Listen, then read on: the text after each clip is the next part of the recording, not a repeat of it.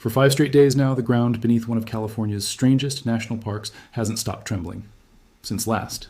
Friday, seismic instruments stationed around Pinnacles National Park have recorded roughly 59 separate earthquakes, all clustered, in essentially the same small patch of ground, running at a pace of nearly a dozen felt or recorded events every single day. Park. Rangers and nearby residents in San Benito and Monterey counties have felt the larger ones directly. A magnitude 3.3 shock on Wednesday, followed days later by a magnitude 2.6, with dozens of smaller tremors filling in the gaps between them. Nobody's evacuating. Nothing's collapsed. But 5 consecutive days of continuous shaking on any stretch of the San Andreas.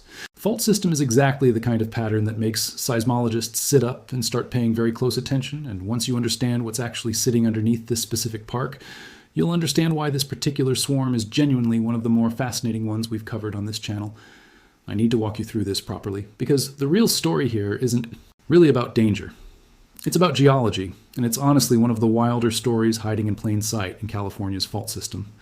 So today, we're going to cover exactly what's been recorded beneath Pinnacles over these past 5 days, why this specific park sits on top of one of the most genuinely bizarre geological features in the entire state, how it connects, and importantly, doesn't directly connect to the actual San Andreas Fault itself, and what seismologists expect to happen next.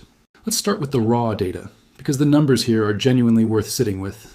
Since last Friday, seismic monitoring networks have logged approximately 59 individual earthquakes clustered in the ground beneath and around Pinnacles National Park. The U.S. Geological Survey's own event catalog confirms this activity in detail. On August 7th, at 2:27 in the afternoon, UTC, a magnitude 3.3 earthquake, struck roughly 5 kilometers northwest of Pinnacles at a shallow depth of just 2.9 kilometers, the strongest single event recorded in this entire sequence so far. 4 days later, on August 11th, a magnitude 2.6 quake struck about 5 kilometers northwest of the park, slightly deeper at 4.2 kilometers. Scattered in between and around these 2 more significant events are dozens of smaller tremors, most too minor to be felt by anyone outside the immediate area, but clearly visible on the sensitive instruments blanketing this part of California. This pattern, dozens of roughly similar-sized earthquakes clustered tightly in the same location over several consecutive days, without one single dominant main shock, that all the others are simply responding to, is exactly what seismologists classify as a swarm, a genuinely distinct category of seismic activity from a standard earthquake and aftershock sequence. We've talked about this distinction before on this channel with other swarms across California and around the world, and it applies just as directly here. A swarm can ramp up, plateau, spike again, and gradually taper off in ways that are considerably harder to forecast using. The standard model is built for a single large earthquake, followed by a predictable decay of aftershocks. Now here's where the story gets genuinely, wonderfully strange. Because Pinnacles National Park isn't just some random patch of California countryside that happens to sit near a fault. It's one of the most remarkable pieces of physical evidence for the San Andreas. Fault's power that exists anywhere in the state, and understanding its backstory completely changes how you think about the ground currently shaking beneath it. The park's namesake rock formations, the towering jagged spires and cliffs that give Pinnacles its name and draw rock climbers from across the country, are the eroded remains of an ancient volcano. Roughly 23 million years ago, that volcano erupted repeatedly, with molten rhyolitic magma pushing up through fissures in the underlying bedrock, eventually building up thick layers of volcanic rock through explosive eruptions. From a developed central vent, wind and water have spent the millions of years since then sculpting those volcanic layers into the dramatic, otherworldly landscape the park is known for today. But here's the detail that makes this genuinely remarkable. That volcano didn't erupt anywhere near where the park sits today.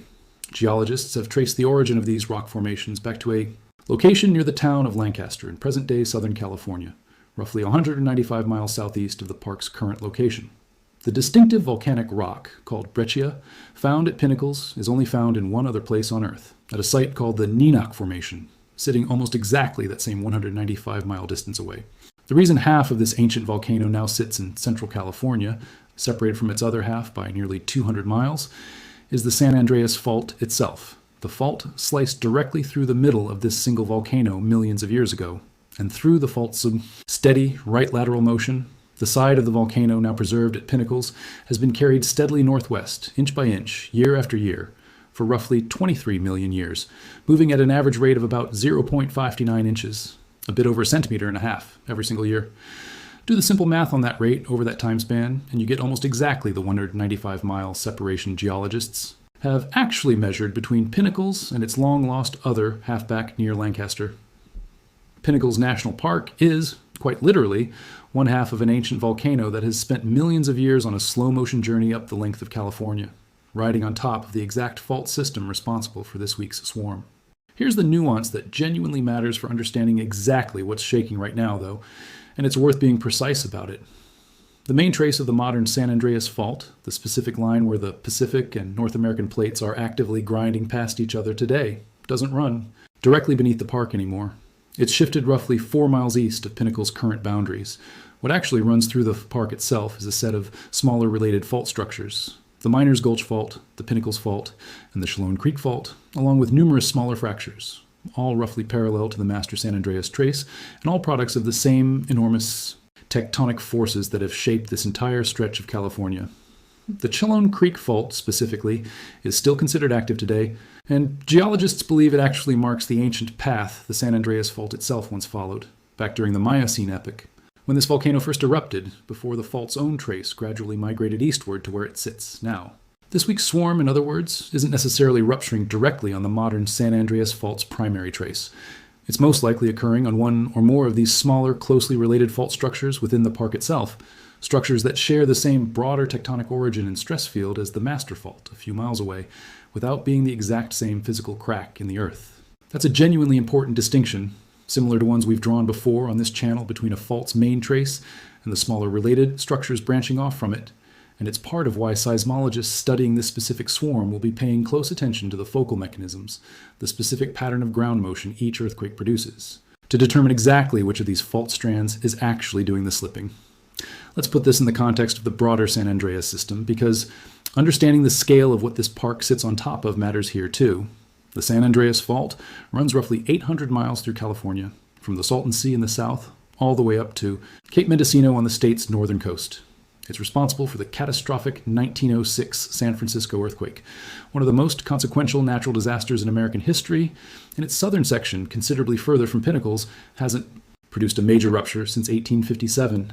That's the specific segment most closely associated with the long-anticipated Big One scenario Californians have heard discussed for decades. A segment sitting under genuinely significant accumulated stress given how long it's been since its last major release. Pinnacles sits in a meaningfully different stretch of this same overall fault system, in the Central Coast region between the Bay Area and the more southern sections of the fault most commonly discussed in Big One conversations. This part of the San Andreas system running through San Benito and Monterey counties has its own distinct seismic history and behavior, genuinely southern segment and the equally significant, closely monitored segments running directly beneath the Bay Area itself. So what does the actual science say about swarms like this one, and what should you genuinely expect going forward? Seismic swarms across California's various fault systems have a well-documented historical range of behavior. Past documented swarms in seismically active parts of the state, particularly in places like the Imperial Valley further south, have lasted anywhere from a single day to as long as 20 days, with an average duration landing somewhere around a week.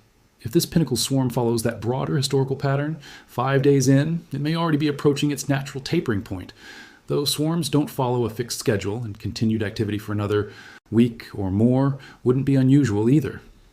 The USGS's own standard guidance for evaluating swarm activity generally holds that the overwhelming majority of these episodes gradually decrease in both frequency and magnitude over time, without ever producing a significantly larger earthquake, even though the specific probability of a larger event does tend to be modestly, temporarily elevated for as long as active swarm conditions persist in a given location. I want to be careful here, not to either dismiss this activity or oversell it, because both extremes would be dishonest. 59 earthquakes in 5 days, including a magnitude 3.3, is genuinely notable activity, more than this specific stretch of California typically sees in an ordinary week, and it's entirely reasonable that it's drawing real scientific attention and real local concern. At the same time, nothing about this swarm's current behavior, its magnitude range, its location on secondary fault structures, rather than the primary San Andreas trace, or its overall pattern, currently points toward an imminent, significantly larger rupture. The honest, complete picture is that this is genuinely worth monitoring closely, exactly as seismologists are doing, without being a reason for anyone in the region to panic. It's worth understanding what monitoring closely actually looks like in practice here, because it's more than just counting earthquakes. The Northern California Seismic System, a partnership between UC Berkeley, the USGS's Menlo Park office, and several partner institutions, maintains the dense instrumentation responsible for detecting and precisely locating every single event in this swarm down to a specific depth and location, good enough to map exactly which fault strand within the park is producing the activity. Each individual earthquake in this sequence gets logged with a full technical profile, its exact origin time, magnitude, depth, and location.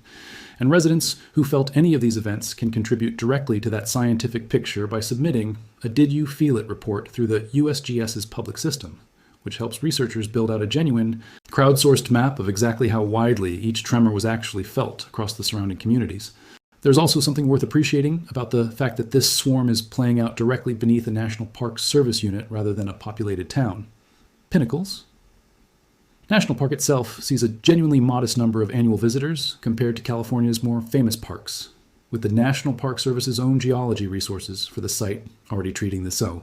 Location's active fault network is a core part of its educational identity, not a hidden hazard. Interpretive materials at the park already explain the Cheloney Creek Fault's ongoing activity and the site's remarkable volcanic transport story to visitors. As a matter of course, which means this week's swarm, dramatic as the raw earthquake count sounds, is unfolding in a location where the National Park Service has already spent years explaining to the public exactly why this ground shakes and exactly what that shaking actually represents geologically. If you're planning to visit Pinnacles National Park in the coming days, or if you live anywhere in San Benito or Monterey counties, here's what actually matters.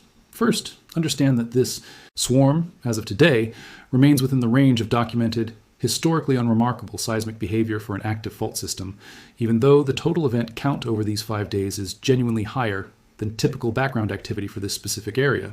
Second, if you're visiting the park itself, there's no current guidance suggesting any need to avoid the area specifically because of this swarm, though it's always worth checking the park's official alerts directly before any visit, since conditions and official guidance can change quickly if the pattern shifts. Third, if you live in the surrounding communities and felt any of these tremors, take the same basics precautions you'd want in place regardless of any specific swarm, secured heavy furniture, a clear sense of your household's safe spots for drop, cover, and hold on, and the Shake Alert compatible MyShake app installed on your phone for early warning coverage. And fourth, if this story has your attention, specifically because of the park's remarkable geological backstory, take a few minutes to actually look into it further, because the story of a single ancient volcano being torn in half and carried nearly 200 miles apart by fault motion over 23 million years is genuinely one of the more remarkable, tangible demonstrations of plate tectonics in action anywhere in the country, happening in a place you can actually walk through and see for yourself. So here's where this stands as of today. Pinnacles National Park has recorded roughly 59 earthquakes over the past 5 consecutive days, including a magnitude 3.3 on August 7th and a magnitude 2.6 on August 11th, part of an ongoing swarm occurring on the network of smaller fault structures, Miners Gulch, Pinnacles, and Chelone Creek, running through this section of the broader San Andreas Fault system, a few miles west of the fault's actual modern trace. This specific park sits on top of one of California's most remarkable pieces of tectonic evidence, half of an ancient volcano carried nearly 200 miles from its original eruption site near Lancaster, by the exact same fault motion responsible for this week's shaking. Nothing about the swarm's current behavior points toward an imminent larger rupture, and its overall pattern remains consistent with the historical range documented for similar swarms elsewhere along California's fault network. I'll keep tracking this swarm's activity over the coming days to see whether it follows the typical week or so taper documented in past California swarms, or continues longer. If breakdowns like this help, you see the genuinely fascinating science hiding behind a dramatic-sounding headline, subscribe. Because that's exactly the story I try to bring you every time the ground starts moving somewhere new. I'll see you in the next one.